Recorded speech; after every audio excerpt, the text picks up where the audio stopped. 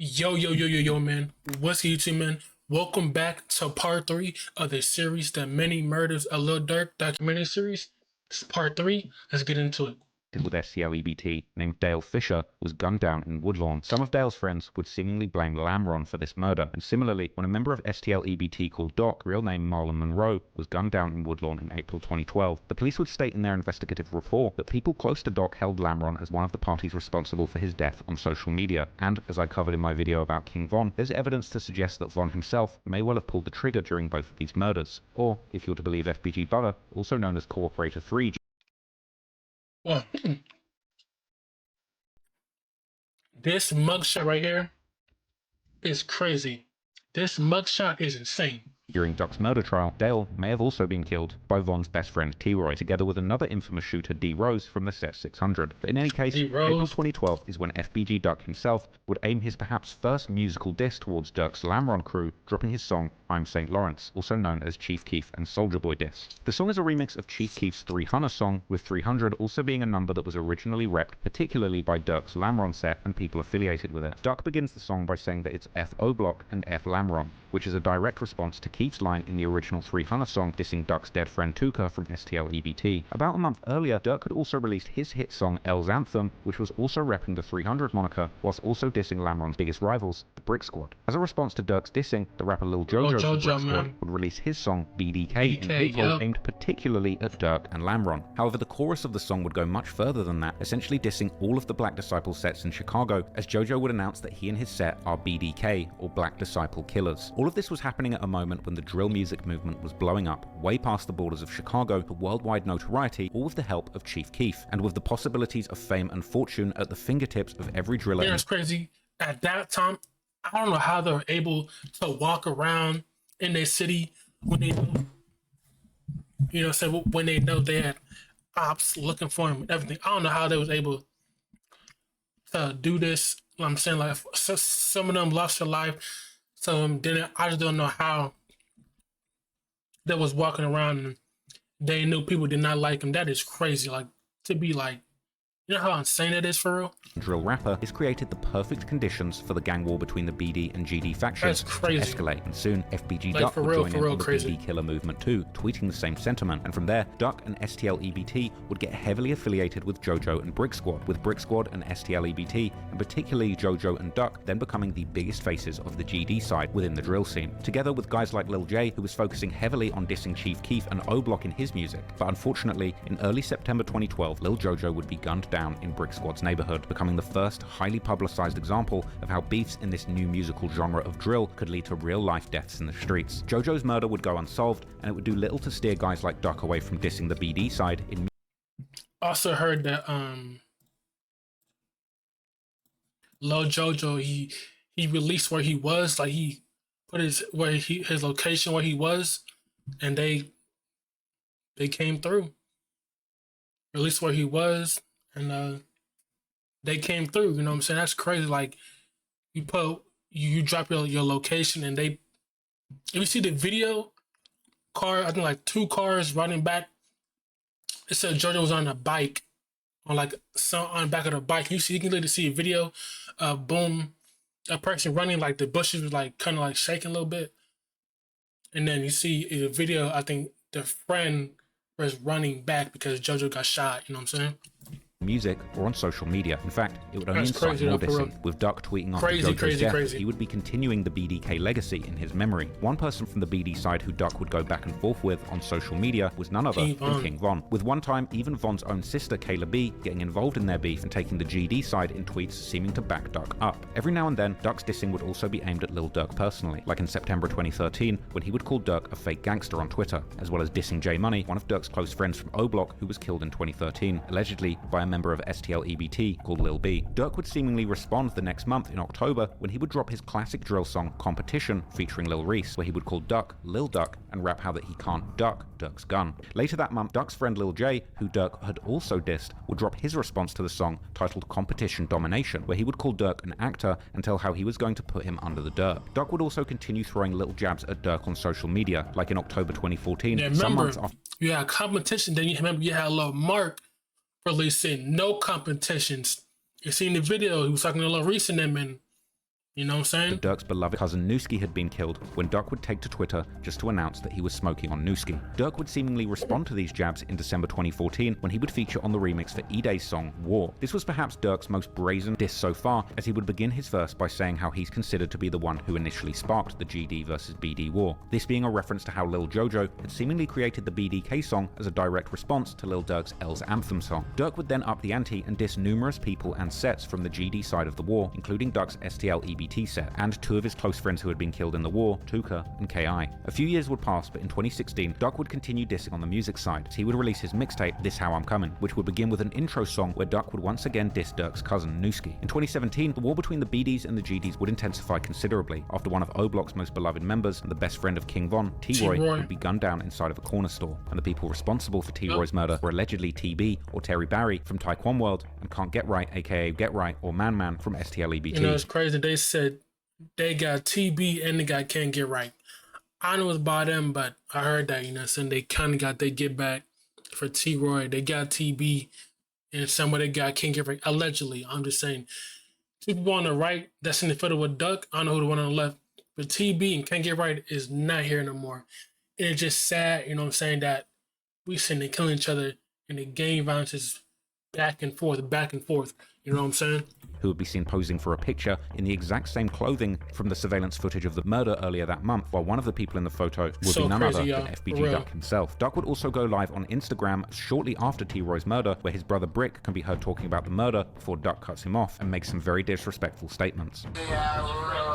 Look on them on here going crazy. They so happy. It been funny as hell because I know folks know proud. They got him out the way. I know. I'm on live, G. Shut the up. It's funny.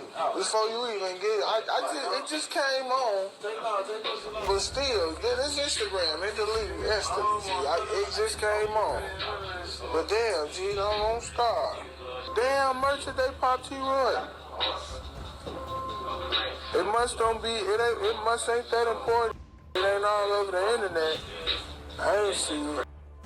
T-Roy's death would cause a chain reaction of revenge killings, where O-Block and 600 would team up to create what they called the Get Back Gang, a group of killers hell-bent on avenging or getting back for T-Roy, with numerous people losing their lives during this period, including Duck's very own brother FBG Brick, who was gunned down in a brutal double murder. But all of this wouldn't seem to scare Duck, who would keep dissing his enemies in his music, like the song Smoke that he would release with Chirac's official peace pusher, FYB J-Main, who at the time was still in his over-whooping era dissing all the ops. J-Main would rap incredibly disrespectful bars, like how he was smoking on Durk's good friends, the late rapper LA Capone and the O-Block member J Money, or Durk's manager Chino, and in his verse, Duck too would join in the smokeathon of Durk's friends, before also rapping how he was going to slide to Durk's hood in Lambron, aka 64th and Normal, and shoot it up. But talking about sliding, while he didn't quite know it yet at the time, Duck was on the cusp of his big breakthrough, as he would release the second installment of his This Is How I'm Comin' mixtape series, which would include the hit song Slide. After the release of the music video for the song in January 2018, the track would go viral, taking Duck's career to the next level as he would suddenly become a nationwide drill star, arguably for the first time in his career actually reaching fans outside of the drill niche. He would get noticed by major hip-hop publications like XXL magazine, and the song would even lead to Duck signing his first ever record deal and getting a major co-sign by the Atlanta rapper 21 Savage, who hopped on the remix. 21, who had previously done music with Lil Durk and moving in the same circles of rappers living in Atlanta, was seemingly unaware about the long-running tension between Duck and Durk. He must not have even realized that some fans were suggesting that the entire Slide song was actually a huge diss towards OTF. But anyway, during 2018, this was also the year when Durk was making a comeback musically with the help of his new street prodigy, King Von, whose beef with Duck was much more personal due to the years-running war between O-Block and the GD sets of Woodlawn, such as Duck's STL EBT set. The thing is, I get, how come rappers that's not in a beef with them,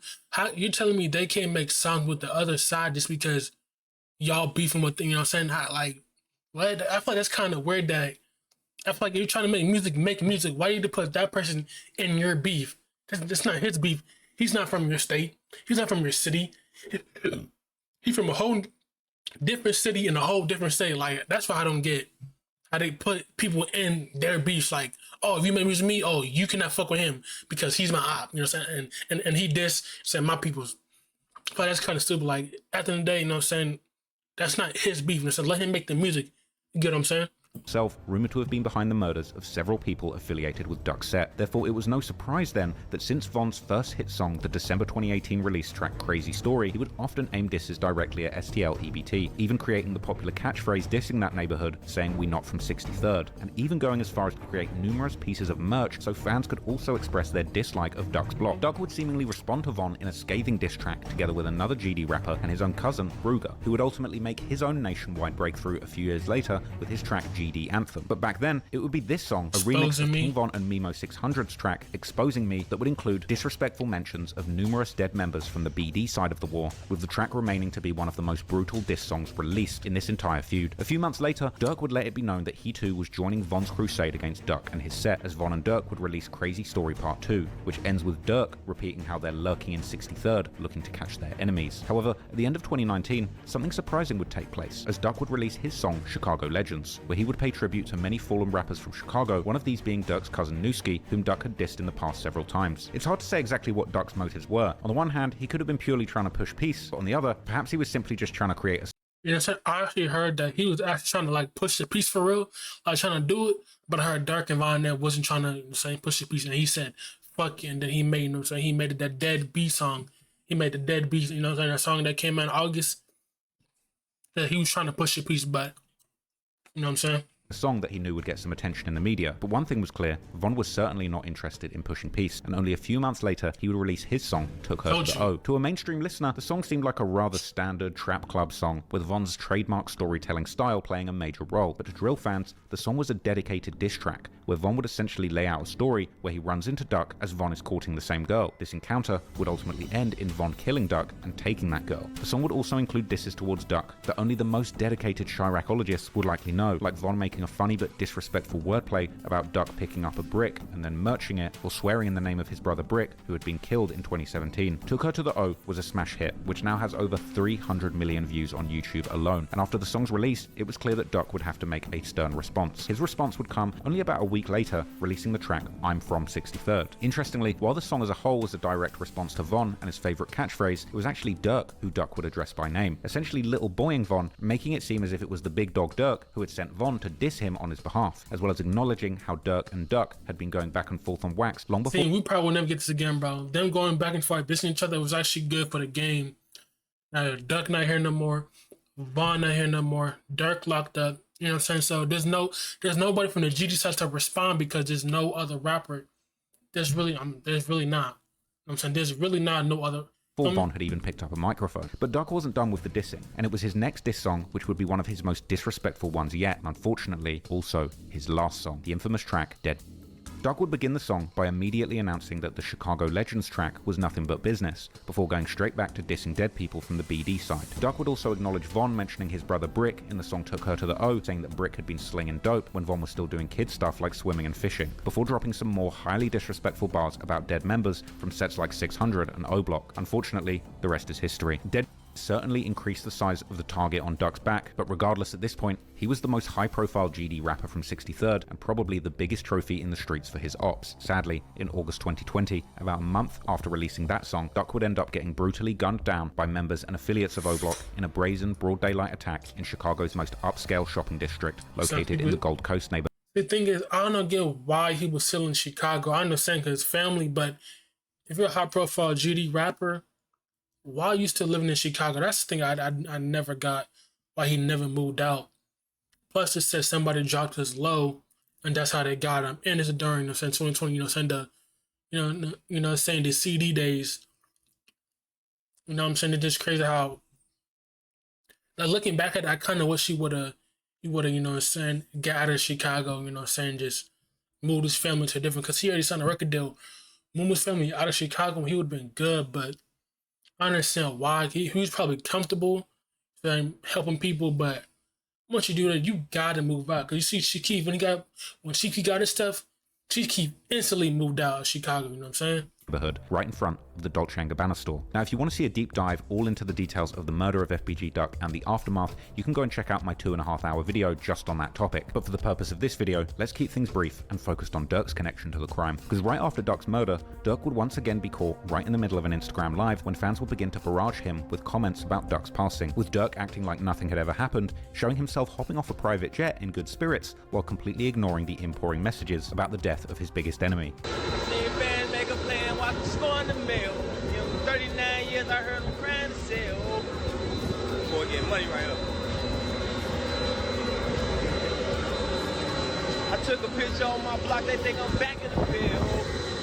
Von, on the other hand, would come out with the most unconvincing statement, trolling the whole world, saying how the two had settled their differences right before Duck's passing, even adding sarcastic lines about how he was going to be thinking of Duck every step of the way, and also making snide remarks about how Duck had been dissing his dead friends and family members. Meanwhile, as time went on, the feds would get involved in Duck's murder investigation and track down the entire route that the killers had taken to the murder scene, tracing their origin back all the way to O Block, with surveillance footage literally filming the entire crime, with them driving from O Block to the murder, committing it, and then driving back again. However, even with all of this evidence, it would be over a year before the feds would even be able to move in with their indictment. But eventually, in September 2021, the feds would indict 5 people for the murder of Duck. Charles Liggins, aka C Murder, Kenneth Robertson, aka Kenny Mack, DeCarlos Offord, aka Los, Christopher Thomas, aka C-Thang, and Marcus Smart, aka Muwop, as well as another man, Ralph Turpin, aka TZ, who had been the person that spotted Duck and gave up his location. With such a clear trail left behind by the so-called I told you, somebody spotted Duck and gave up the location. That's how he was caught, you know what I'm saying? He thought he was cool. And I heard that they said Duck didn't think they was gonna do that in that area, you know what I'm saying? Just, it's sad, man. And I heard he was buying birthday presents, birthday gifts for his son too. Block 6. And I think he was with his girl too that day. Also known as the Sloppy Six, it was inevitable that they would also eventually be found guilty, and all 6 are ultimately facing mandatory life sentences, while a 7th person associated with the murder, Zell Munna from O Block, would sadly end up taking his own life before the FBI could indict him. However, during and after the trial, the discussion would also focus on the possible culpability of Von and Lil Durk in Duck's murder, particularly as the prosecution's legal documents would claim that Turpin, aka TZ, had allegedly called someone after he spotted Duck in the shopping district, asking around to get put in contact with Lil Durk's brother and manager, D-Thang, who was coincidentally no longer alive by the time these arrests took place. The indictment would also mention a person named as Individual E, who pretty clearly appears to be Lil Durk, being listed as a high-ranking member of the BDs, with these details suggesting that even the FBI wasn't ruling out the possibility of Lil Durk's personal involvement in the hit on FBG Duck, but avoiding naming him specifically. In fact, based on these documents, some YouTubers would even claim that D-Thang would have been indicted too if he hadn't been killed in June 2021. Furthermore, it would be revealed that there had allegedly been up to a $100,000 bounty placed on Duck's head leading up to the murder, with many pointing out to a vlog filmed in O Block a couple months before the murder took place that showed Von giving out wads of cash to other members as potential proof of this bounty being handed down. Furthermore, the person placing this bounty allegedly being someone who bought custom-made chains for O Block members. Indeed, the Fed's investigation would also focus on the so-called O Block chains that King Von had actually purchased for many members of his set both before and after Duck's murder, with many of the alleged killers of Duck also receiving one, as Von would apparently Do you know how crazy that is, bro? All blockchains to wads of cat dog. Like, this GTA, like, bro, that is crazy. Like, and he's not lying. It's in the vlog when King Von went back to O Block giving out chains and money. and over $100,000 to buy altogether 16 O-Block chains. The timing of these purchases and the distribution of the chains to prominent members of O-Block, including the alleged killers, appear to symbolize loyalty and respect within the gang's ranks, as well as possibly being a reward for a job well done with regards to the Duck murder. For example, Muwop could be seen with Von at the jewelry store shopping for additional O-Block chains a mere 6 days after the murder, while others like C Murder could also be seen posing with the chain on his social media just a few days after the murder. Interestingly, also Lil Durk himself seemingly received one of these chains, while Boss Top was alleged to be one of the leaders of O-Block alongside Von during the trial, with Top actually describing the chain as a hood trophy. But wearing the O-Block chain was by no means Lil Durk's only connection to Duck's murder, because in the years following Duck's passing, Lil Durk would diss FBG Duck several times in his music. For example, in his December 2020 song Redman, Durk would mention how he knows someone who died with a famous name, but his friends still haven't slid for him, this possibly being a reference to the fact that FBG Duck's set, STL EBT aka Tucaville, would seemingly not retaliate following his murder, with apparent posts circulating briefing, suggesting that Duck's people were frustrated that nobody actually got revenge for him. However, the more clear-cut disses towards FBG Duck would start in early 2021, as Lil Durk would release the brutally named song Should Have Ducked, together with Memphis rapper Pooh Shiesty, where Lil Durk raps how he gets so high, he gets high as Duck, a reference to Duck being dead and in heaven. As Duck's mother, Lashina Weekly, aka Mama Duck, would hear Durk play the song in late 2020, she would hop on social media to point out how Durk was monetizing her son's death, whilst also mentioning how Lil Durk had not been mentioning FBG Duck while he was alive, seemingly unaware of just how far back the animosity between these two goes. Now he wanna get high. He about to get high like Duck. Durk. He hurt V-Roy. Well, he better take that who made the V-Roy gone, not my mother son, cause he ain't do it. Remember they had a song together. Remember they had their differences. Study one for the industry. This is proof. Y'all really showing. Y'all rich off mixing in my mother son. Y'all rich. You know, it's crazy, bro. Because at one point when they was kids, that was our call at one point. But at the end of the day, when you in the streets, different sets don't fuck with each other. So you got to pick a side. Like you got to pick a side. That's how some of these rappers, how you see they used to be cool, but then they got to pick a side because who they getting fuck with. You got to pick a side. You know what I'm saying? It's just crazy. And then I think there's a video of like all the people, like the mothers that lost their child during the Chicago gang violence. Like they said, like they wish it can stop, but they know it won't stop because it just rinse and repeat, back and forth. You know what I'm saying? It just rinse and repeat back and forth every single time. Stop mixing it, Tuka. Show your craft. Do something else besides this and music. Show mother that you really could go pop. Like my son was trying to do. He was trying to cross over. Yo, sitting up here mixing in somebody who ain't get too about you. He was right. You probably did Illuminati him. You probably did send him to get bodied. Now you study this and my son. And it's Christmas. Beautiful Christmas. That don't make no sense. How y'all used to be as one. Y'all got y'all ass in the industry and blackball all the GDs. Trying to well, I'ma just keep that shit real. Don't make no sense. Why is this man mixing in my son? He never did it while he was alive. And if he did do it, he sneak this and do it. He always went around it. Oh, now you're so freely. You can say my son's name. He knocked your op, baby. Go out to the mother who got your sick. You feeling like us. We ought to unite and show these or whatever the case may be. You coming for the wrong baby. The dissing would continue only a few months later on OTF's group album Loyal Bros, which would interestingly feature the infamous O blockchain on the cover. And in his verse for the song Dying to Hit 'Em, Durk would make another rather obvious reference to Duck getting killed outside the Dolce & Gabbana store, saying that the ops get dropped right at designer stores. In June 2021, a few months before O Block members would be hit with the indictment, Lil Durk would release designer stores. This song right here, bro.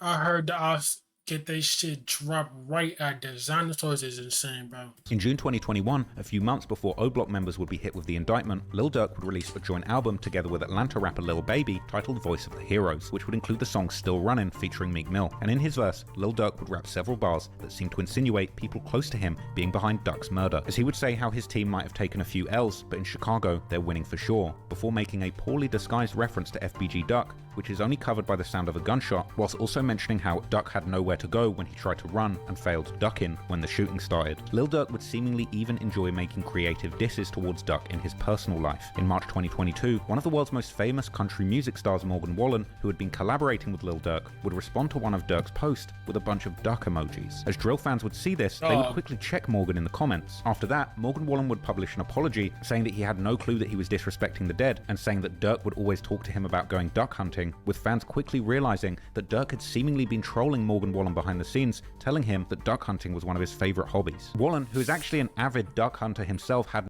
See, bro. And sometimes they don't even know. They're not in tune with all that rap beef, you know what I'm saying? You know damn well Morgan Wallace truly did not know what Durk was like true intentions was.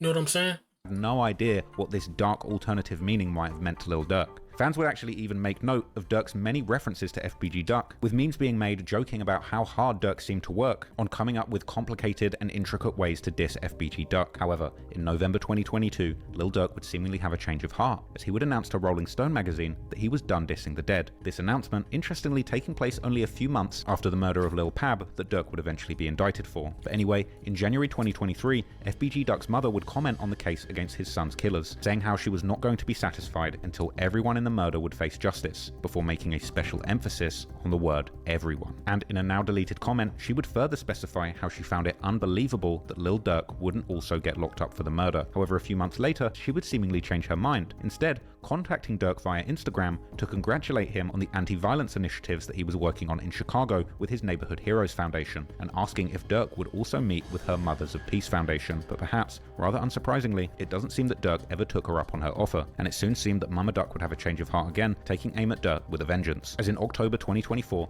FBG Duck's mother...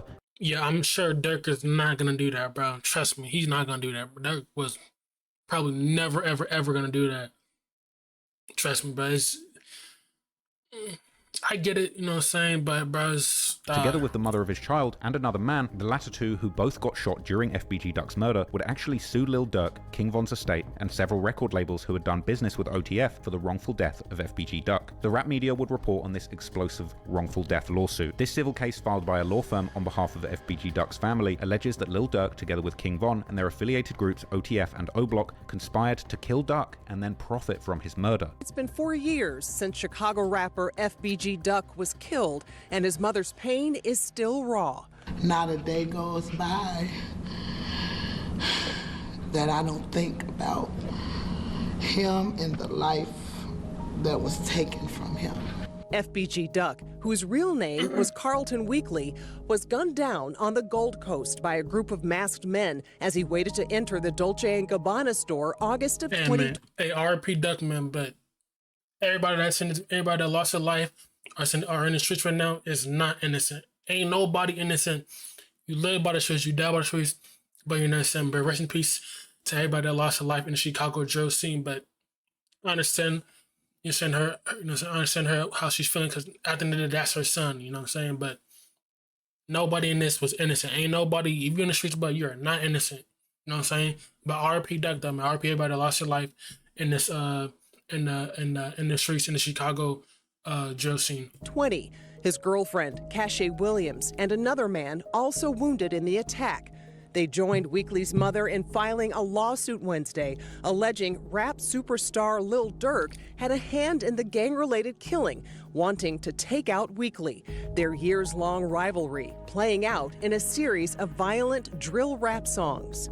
Our complaint law lays out that a $100,000 bounty was placed on the life of FBG Duck to have him killed. The lawsuit names a wide-ranging list of defendants, including Lil Durk, his record label, Only the Family, or OTF, and other larger labels that partnered with OTF, like Sony and UMG Interscope. The lawsuit would make several serious claims about Durk and OTF, which in light of Durk's recent criminal charges could be incredibly damning for him financially, such as claiming that OTF is actually the media outpost of the O-Block criminal organization, and that prior to being incorporated as a music label, OTF was actually a collective of gangs consisting of O-Block 600, Lamron, THF, and other Black Disciple sets, as well as saying that OTF, the label, had acted as a conglomerate for these street gangs and a hub for their activity. The suit would then claim that OTF, the label, knew, or should have known, that the gang members that they had signed and employed were engaging in acts of serious violence and criminal activity. One of the prime examples being King Von himself, who the lawsuit would claim had taken part in robberies, assaults, and batteries in the presence of Lil Durk, with this being a probable reference to the 2019 incident in Atlanta, where Durk and Von were charged with attempted murder. One of the key claims of the lawsuit would seemingly be that Durk and Von had directly taunted FBG Duck before and after his death, and that the goal of this taunting was to expand the brand of OTF and to further the criminal enterprise of O-Block. Perhaps most damningly, the suit also claimed that Lil Durk and his brother D-Fang knew about the alleged $100,000 bounty that Von had put on Duck, and that D-Fang facilitated the events that led to Duck's murder, and that Lil Durk, King Von, and the O-Block 6 entered into agreements with each other to orchestrate the wrongful death of Duck to promote their commercial interests in...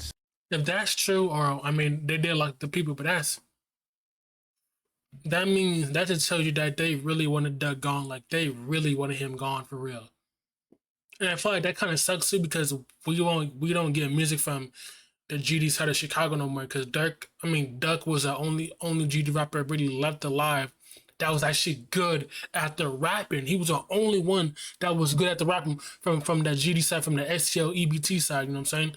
Selling music. These are some serious allegations, but whether or not they'll be able to actually prove this in court is another matter. Some of the claims, particularly the claims about the music, might be a little problematic, given the fact that there had been a lot of dissing between both FBG Duck and Lil Durk and Von, a beef which was very much a two-way street when they were all alive, something that both sides had engaged in for around a decade. In fact, you could even make the argument that FBG Duck not only started the dissing between him and Lil Durk, but also made the more vicious diss song, calling out numerous dead rivals from the BD side of the war, and obviously profiting from it too. But then again, FBG Duck is dead, and Lil Durk is still alive, and there's a big difference between diss songs and bullets. But on the other hand, OTF should probably have no less obligations than any other large media company. For example, what if it would turn out that CNN had hired some serious criminals to work for them and knowingly allowed their employees to murder people so that they had a constant supply of viral news clips, allowing them to rake in millions of dollars? It's probably safe to say that such a media company would not only get sued, but there's a fair chance to say that they would lose and people would go to prison. However, for now, it remains to be seen what, if anything, will come of this lawsuit. But the connection between FBG Duck's murder and Lil Durk seems to be something that's more than a coincidence. What is clear though, is that the murder of FBG Duck was only the first of many that have now been connected to Lil Durk, and the following year in 2021, before the arrest of those responsible for Duck's murder, Lil Durk would end up experiencing a death of someone very close to him, someone who was allegedly involved in that murder of FBG Duck, his brother D-Thang, a loss which Durk took incredibly personally, and according to online rumors and recent paperwork, incited Durk to put money in the street to get revenge, money that would apparently lead to not just one,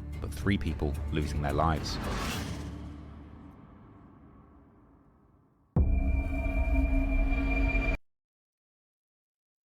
Murder of D-Thang and Little Durk Revenge. Yeah, this one, I think they said 2 people from the gas station. I don't know if they're even connected, but dog, this,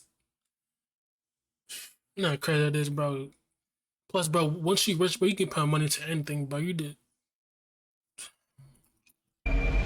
Dante Banks Jr., known to his family as Booney and to fans of his brother Lil Durk as D-Thang, was born on September the 15th, 1989. According to their mother's memoir, D-Thang was in many ways the polar opposite of his brother Durk, who was known as a wild child. However, D-Thang also had a short temper, which would often get him involved in fights, and as he grew older, he would also begin to spend a lot of time with older guys from the block, who were hanging out near their home on the corner of 72nd and Green, this area being associated with a local gang known as Dog Pound. Durk was seemingly always close with the Dog Pound crew, but likely due to his closest friends being from Lamron and Taytown, he would also spend more time in that area, despite living in the Dog Pound's hood. Man, what block we on, Joe? Where we at?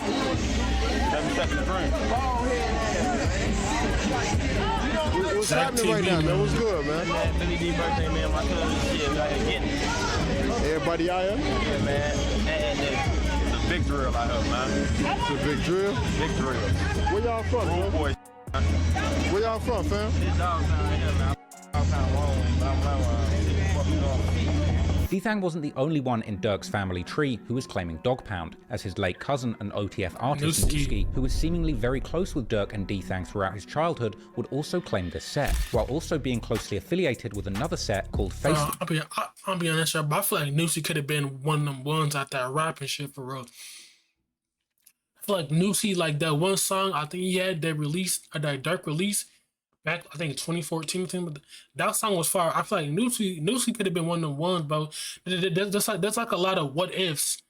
And there's a lot today, you know what I'm saying? Lil Jojo. You know what I'm saying? OTF Nooney or OTF Newski, LA Capone. You know what I'm saying? There's a lot of rappers that we just don't know, like, what could they have became if they were still alive today? You know what I'm saying? World 079. Even the music video for Durk's first nationwide hit, This Ain't What You Want, was filmed in the Dog Pound's hood, as can be seen from the street sign of Green Street at the beginning of the video. Growing up, D-Thang would have 2 best friends, Chino and SB, who were both from the eastern side of the south side, with at least Chino allegedly being part of the THF-46 gang set located in the so-called low end. After graduating from high school, D-Thang would move to Iowa together with Chino and SB for work, but while being there, Durk would begin to send them songs that he was making, such as the track Lamron Wasted, which would begin to garner attention in Chicago, as SB would later explain during a DJU interview. He would be the one to tell Durk to move away from simply freestyling his lyrics and shouting out all his friends and affiliated sets to actually making more meaningful lyrics that people from all over could relate to. After high school, me, D-Thang, and Chino had moved to Iowa. You know what I'm saying? We was out there hustling with the, you know, the work, whatever, you know, just hustling weed. Same time, you know, I'm always who not only stay in the streets, but I'm a corporate too, so I get a gig, you know what I'm saying, a little supervisor job at a plant, you know what I'm saying, so I'm hustling and working, you know what I'm saying, doing both. So we out there, you know, just chilling. We went to Iowa, you know, go out there hustling and then working. So I never forget, Durk would start sending us songs. You know what I'm saying, him and his homie Isaac, they would send us records. I'm like, damn, this is really dope. I'm like, damn, you really got this, you know what I'm saying? He wasn't even Lil Durk, he was Tay still, you know what I'm saying? So he finally shot a video with Reggie, Status TV. That's his cousin, you know what I'm saying, Reggie. And the video was wasted. It's probably still on YouTube. You know what I'm saying? So it's wasted. So that started going up. Like, you know what I'm saying? It started doing good. Like, not even really doing YouTube videos like that yet. Right. So bro put it and it just started going up. And you know, so he want to do music for real. He want to do this seriously. So we moved back. You know, we was going back and forth, still hustling, you know, getting money to fund this. That's crazy. Moving to Iowa, stuff like that. Iowa, what the hell is it even in Iowa? Like, I don't get some potatoes, what, weeds, farms. And really start doing this serious. And then before you know it, like, over just progressing, kept recording records. I used to be on this, like, you know, he used to always want to shout his guys out, shout everybody from the hood, the lamb, you know. Now he's always telling like, blood, the world don't know these. It's cool, shout these out, but you gotta start making real music, start having real songs. Like, I'm tired of every song hearing about your guys. And after Durk's career would begin to truly flourish between 2011 and 2012, Durk would get D-Thang, Chino, and SB and invite them all to join his musical venture, and the four would start the OTF label, something that was actually documented in a noisy documentary that covered the come-up of these young music moguls. Unfortunately, almost since the start, OTF would experience some major setbacks. In May 2014, only a few days after signing his deal with the label, Durk's cousin Newski, aka Nunu, real name MacArthur Swindle, would be gunned down in Chicago, and as was the custom at the time, DJ Academics would soon report on Newski's death in his highly sarcastic style as part of his War in Chirac YouTube series. It's your boy DJ Academics, and restart the first 48 clock, start pressing up RIP t-shirts, because I gotta ask, is there heaven for a Chirac savage? It is with great sadness, great shock, great disbelief that I have to announce that OTF Nunu has been caught lacking at the mall and is now deceased. Now, ladies and gentlemen, please be warned, the following story is very graphic in detail and the involved is at maximum levels. Following Newski's passing, some of his friends would begin to call themselves Newski Gang or Newski World in his honor. Many of these friends seemingly residing particularly in the Face World 079 hood. Newski's killer has never been caught, but online drill detectives have commonly held one man in particular responsible, this being 051 Melly, one of the most infamous people in drill music history. While practically being from different sides of the South Side, Durk being from Lamron and Melly being from 051 Young Money, Durk had ultimately gotten involved in a serious beef with Melly's set through Lamron's affiliated sets, such as 600, who were in a deadly beef with 051 at the time. There'd also been some people killed in the dispute between Lamron and 051 even before Newski's passing, with a Lamron member called OJ allegedly having been involved in the murder of an 051 member called Fathead, together with 600 members in 2012, while 051 on the other hand had allegedly killed Durk's good friend and a member of Lamron called Lil Rob in 2013. Melly's friend and 051's top rapper, Lil Mark, would also direct... Telling y'all, this is back and forth. Yeah, you know about Lil Mark by the No Competition song. Fortunately, lost his life, I think, 3 days after that, at the bus stop, you know what I'm saying? He dissed Lamron and Tay-Town in his March 2014 remix of Durk's song Competition, titled No Competition, rapping how he was smoking Tasky Pack, whom Tay-Town was named after, as well as Lil Rob, before saying that he's 300k and die L's, with L of course standing for Lamron. Only days after dropping the diss song, Lil Mark would be tragically killed at a bus stop, allegedly by Lil Durk's friends, one of these rumoured to have been King Von himself. And after this, Durk would diss Lil Mark in 600 rapper E-Day's remix to the song War, saying how he was smoking on him. Durk Durk would also film a highly disrespectful video of himself at that very bus stop where Mark had been killed. Newski had also gotten into an online beef with Melly's good friend and Durk's former friend Mubu Crump, who had a bitter falling out with OTF sometime in 2013. And following Newski's death, Crump would film himself at Newski's death site, even saying that he was at the scene with Newski's killer, making many believe that this person was indeed Melly. I mean, Newski. They left his right here.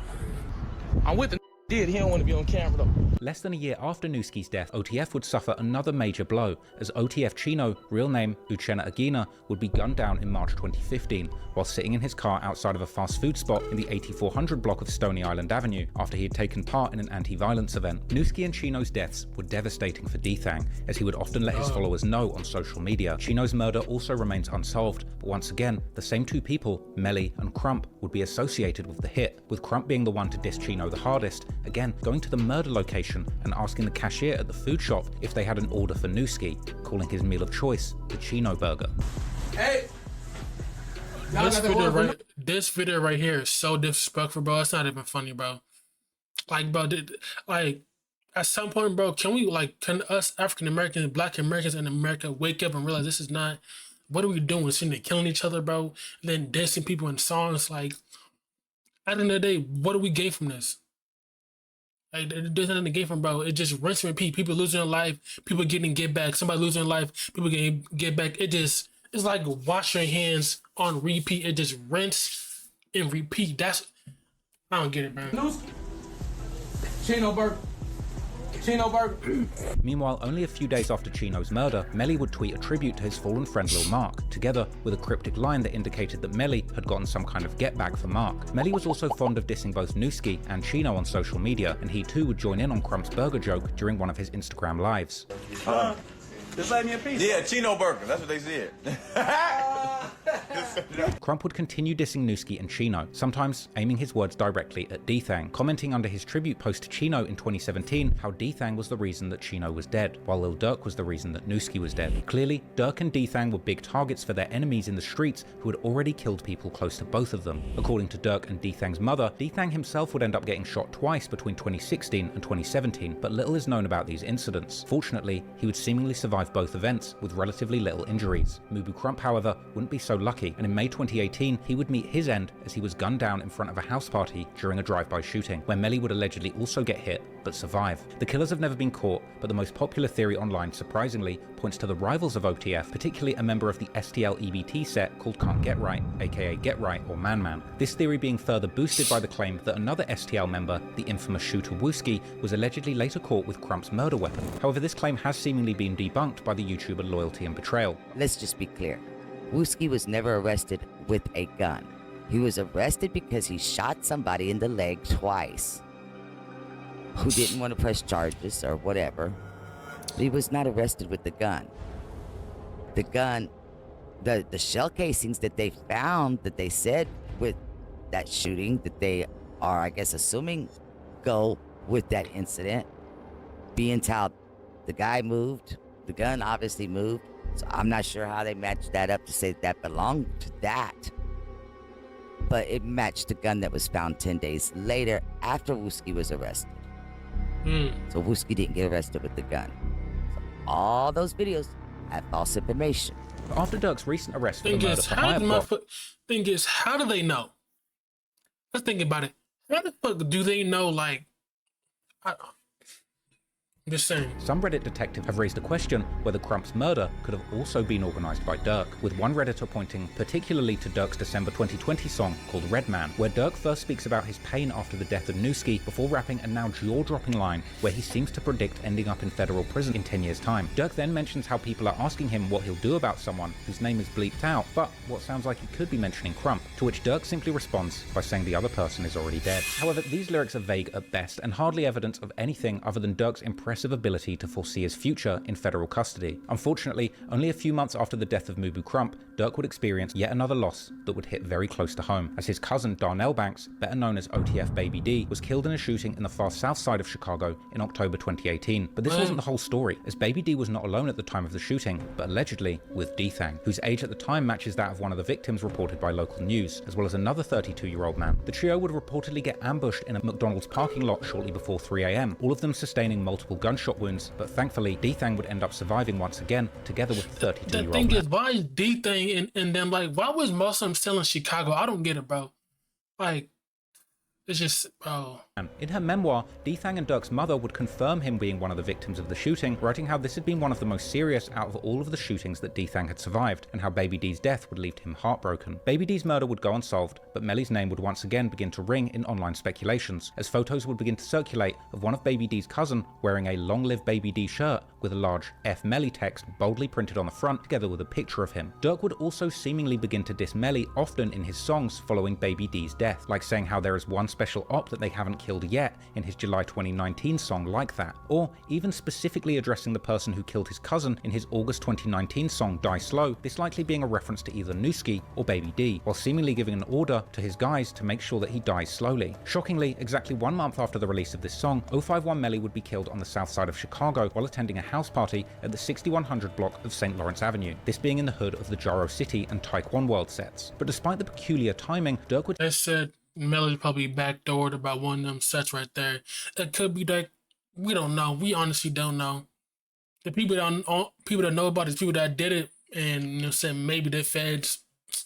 But who really knows? Seemingly have nothing to do with Melly's death, as his killer would allegedly turn out to be someone with a personal vendetta against Melly, a Taekwon World member called 007 Nate, real name Nathaniel Hicks, whose house Melly had allegedly shot up leading up to the killing. However, the evidence against Nate would ultimately not meet the burden of proof beyond reasonable doubt, and despite the facts that he was apparently identified as the shooter by multiple witnesses, and seen entering the house with a gun and then fleeing the house after the shooting, and being eventually caught a few days later with the murder weapon still on him, it didn't stick. Now, if that's not a sign that you can get away with murder in Chicago, I really don't know what is. But anyway, despite having nothing to do with Melly's death, Durk would seemingly keep dissing Melly in his songs, like rapping a bar asking how someone can get killed while partying in his December 2020 song Refugee, and rapping in his intro song for the January 2021 album The Voice that since the person who killed his cousin is dead, he can finally rest, as well as seemingly calling Melly his favourite op, who's now dead, in the August 2020 song Bad Guys by the former OTF rapper Timo. D-Thang, on the other hand, would tweet in June 2020 how every op that ever shot him is now dead, and that he walks around with 50k in jewelry in his hood, with Chiracologists taking this to mean that Baby D's killer was now dead too. For D-Thang, the shooting that killed Baby D was a near fatal moment,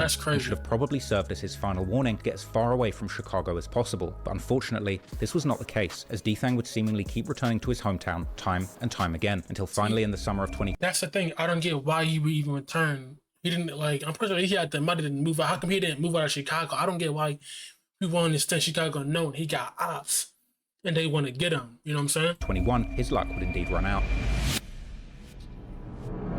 It was only 2 days after Durk hit another career high, releasing his #1 collaboration album with Lil Baby, Voice of the Heroes, during the early morning hours of the 6th of June, when D-Thang was out partying in the city of Harvey, which is in the far south side of the greater Chicago area. He was reportedly attending a strip club called Club O, located in the middle of the city's industrial district. According to the Chicago Sun-Times, who would seemingly confuse D-Thang to be a rap artist like his brother, they would explain that the shooting that killed D-Thang involved multiple guns, and even a police officer who was nearby when the shooting started, an officer who would actually get hit in their thigh during the chaos. Unfortunately, D-Thang would be shot in the head, and he was pronounced dead at the scene. Another OTF member called Trail had seemingly been at the club with D-Thang, and he too would get shot during the altercation, but would survive, later posting a thank you message to the people who had been concerned about him, as well as paying tribute to D-Thang and saying that he put his life on the line for him. Soon following D-Thang's death, there would be another deadly shooting, only an 8-minute drive away from the club, which the police would consider to be a possible retaliation, the victim in this shooting being a 39-year-old named Seneca Price. But there has since seemingly been no updates about this get-back theory. From here, the media and fans would find out about D-Thang's death, and Reddit would light up with questions and theories, with many wondering why someone as famous and wanted as D-Thang, who had so much at stake with so many enemies, would risk going out partying at such a risky location. The internet would quickly turn into a hub for speculation, as amateur sleuths pieced together their own theories about what might have led to the murder, with some theories speculating that D-Thang had been killed due to his alleged past as a shooter for his Dog Pound set. These theories revolving particularly around Dog Pound's beef with a set called Dump Street, also known as Gutter Gang or Nate Block, sets that are part of the so-called No Love City alliance formed between numerous majority gangster disciple sets around Inglewood. As mentioned earlier in this video, No Love sets have been beefing with the BD sets from Inglewood like Lamron and Dog Pound since at least the early 2010s. Redditors would speculate that D-Thang's murder was get back for the 2013 murder of a man called 8Ball, real name Marcus Rush, who was allegedly part of a set called CMB or Crazyville. This set having years-long ties with in 2013, get back, that's like what, like 6 years, 7 years later. Street, while having had at least a decade-long beef with the Dog Pound. D-Thang himself having dissed the set all the way back in 2014, with the wildest theories even claiming that it was D-Thang himself who had actually killed 8-Ball, while the most attuned drill whisperers would reveal that many members of 8-Ball's set had allegedly been posting tributes to him right after D-Thang's murder, with some of these tributes still seemingly being available online. However, many would question the rumors about D-Thang being a killer, as he had always presented himself as more of a businessman than a bona fide shooter, although D-Thang himself would change his Twitter handle to D-Thang 2 times in 2017. Now, the number and X combination typically symbolizes in the drill culture the number of bodies a person had caught, with the other D-Thang from the 600 set using the same combination to seemingly claim 3 bodies. But whether D-Thang himself had been behind the murder or not, he had certainly been dissing both CMB and Dump Street, aka Gutter Gang, before his death, making sure that he still had enemies in his hometown. D-Thang had seemingly also indicated that the younger generation of CMB and Dump Street had been dissing Lil Durk and OTF, saying that he doesn't even know them and that all his ops are dead already. And after D-Thang's death, CMB would seemingly return the favor by posting slick comebacks, as one member would post on his Facebook the morning after how Chief Keef had been the smart one to leave Chicago with all his friends, as they were all still alive, while another member would post— They're not wrong. They said Chief, the only smart one that got his money, got his, you know what I'm saying, and just moved out and never looked back for real.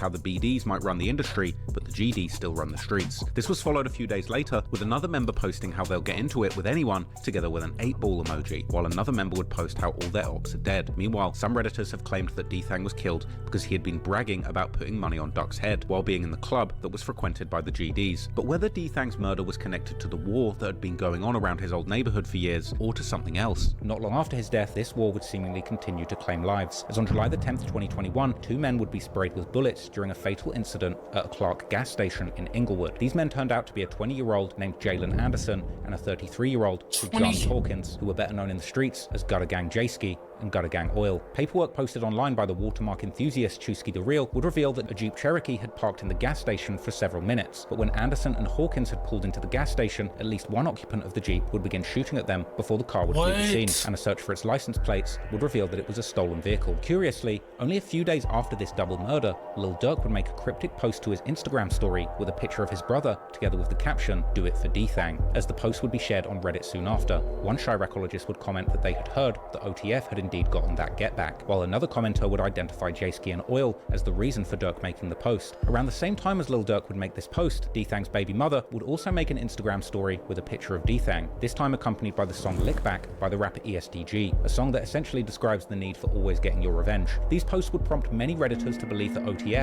was indeed behind this gas station hit, but violence would continue to follow Durk from here, and just a month after his brother's passing and a few days after the gas station shooting, a strange shootout episode would take place at Durk's home in Brazelton, Georgia, where unidentified invaders would break in with unknown motives in the middle of the night. Apparently Durk and his partner India would reportedly fight back by shooting at the intruders, but seemingly everyone would survive the shootout without any serious injuries, but the intruders would actually escape the scene before the police arrived. And at this point, the thing is, I think Durk said nobody knew where he lived. How did they know where he was at or where his house was? there's been very little information about what this whole incident was about. If you ask me, timing is incredibly suspicious and may well have been in retaliation for those 2 murders that followed D-Thang's death. After the home invasion, some months would pass, but in October, rapper Nardo Wick would release his smash hit, Who Wants Smoke, featuring an all-star group of features, including 21 Savage, G Herbo, and Lil Durk, together with a music video directed by the music video prodigy Colt Bennett. In his verse, Nardo Wick would rap a funny line about how he even pumps gas with his gun so his ops can't surprise him, something which Durk would then reference in his own verse, but adding how listeners better do like Nardo says, because people will die while pumping gas, which seemed to be yet another reference to the murders of J-Ski and Oil at the gas station. This was followed about a week later with Durk's song Pissed Me Off, which he would begin by paying tribute to his brother and seemingly saying they got back for him. Durk would then rap several bars about his need for a revenge after losing people close to him, even specifically mentioning how he can not feel happy until he gets back for his bro, something that seems to say a lot about his mindset at the time. Durk would then even directly reference the shootout that happened in his home, which makes me think he's letting us know that this was indeed connected to those cases. However, so far, Durk's rumored hints about the alleged get back for his brother had been relatively vague compared to the self-snitching extraordinaires of modern-day drill music like Lil Jeff and Q50. But on the 27th of January 2022, the plot would thicken considerably, as 24-year-old Stefan Mack was killed after leaving a youth peace center in the Roseland neighborhood, located in the far south side of Chicago. Before the tragedy would strike, Stefan, who was also known as Youngin, was visiting the youth center where he was reportedly an active participant. Meanwhile, a black Chrysler would enter the center's parking lot with with 2 men waiting inside the vehicle for about 40 minutes, seemingly waiting for Stefan to exit the center. That's crazy. You got people sitting there waiting on you to come out to take your life. That's why I don't get how people how they was able to live like that consistently, how to look over your shoulder because people are trying to take you out and take your life like that. I don't get how people live like that, especially people being on the streets that live like that. You gotta consistently look over your shoulder. You can't go get nothing to eat because you know somebody might drop the low. And, you know what I'm saying? It's just crazy. Around 3 p.m, when Stefan would step outside and begin to walk towards his car, 2 masked men would exit the Chrysler and begin shooting at him, with Stefan attempting to flee by running in the opposite direction. One of the shooters, armed with a Ruger AR-556 semi-automatic rifle, would chase Stefan across the parking lot before shooting him from a distance, which would cause Stefan to collapse on the ground near train tracks, where the shooter would run up to him and finish the job. Shortly after, the youth center's security guard would step outside to find out what was causing the noise, which would prompt the second assailant to shoot him in the leg with a handgun. The shooters would then abandon the Chrysler in the parking lot and escape on foot. The security cameras capturing one of the assailants with a heavy build running away from the scene, and later that day, police would recover the Ruger AR rifle from the backyard of a vacant residence located nearby. Sometime after Stefan's murder, Durk and an OTF member called Chug would once again make suggestive posts on their Instagram stories, both using the caption "For D-Thang," with Durk also using the name of his recent song, Aha, which at this point hadn't even been released yet, while Chug would refer to something being a sad case. Not long after, at the beginning of February, one Chiracologist would post these stories to Reddit, whilst also linking them to the murder of Stefan, who the poster claimed to be a member of the set Smashville 85th, whilst also allegedly having connections with the so-called Melly Way that's named in honor of 051 Melly, with some even claiming that Stefan was in fact Melly's cousin. Smashville is located around 85th Street in the Auburn Gresham neighborhood in the far south side of the city, far away from the childhood stomping grounds of D-Thang and Durk in Inglewood. However, the set is affiliated with the Dump Street, aka Gutter Gang, from West Inglewood, who have been rumored to be behind D-Thang's murder. There weren't initially many theories about who were the 2 people behind the murder, but unbeknownst to the public at the time, the alleged killers were making sneaky references to their crimes on social media. For example, on the 15th of February, a man called Mike City AJ would post on his Facebook how his set had been spanking their ops so much that they're... Alright, y'all. That is it for part 3. I'll see you guys in part 4. Yes, sir.